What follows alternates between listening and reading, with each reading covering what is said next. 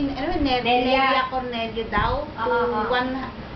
Good for 100 person, 200. Magkano yun? 20,000 daw, kasama na rin daw ang mga Food days. Food days.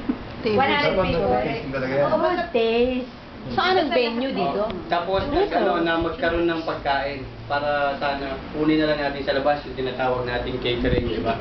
So kung meron kayong alam, Kasi yung catering meron din kami. Tables, chairs.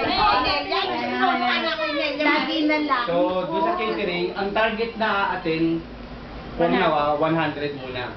Baka meron kayong alam na magki-cater. Dapat nga ngayon, makatanggap na natin yung kasi last Saturday na pag-usapan. Baka meron kayong mailabas na list of food. Kung ano yung maibibigay nila sa sinasabi ng 200. Ano ba yung pagkain na maibibigay nila. At saka yung inclusive nun. Let's say, anong klaseng ulam. Basta lahat. Table arrangement, location arrangement, design. Basta naka-indicate na. At least, nasa ano lang tayo, 200 to 250. Ayan, tatawagan na yun. Bigyan mo kami ng list. 250. Oo. Price per head. Bawa, 200. Video to, video.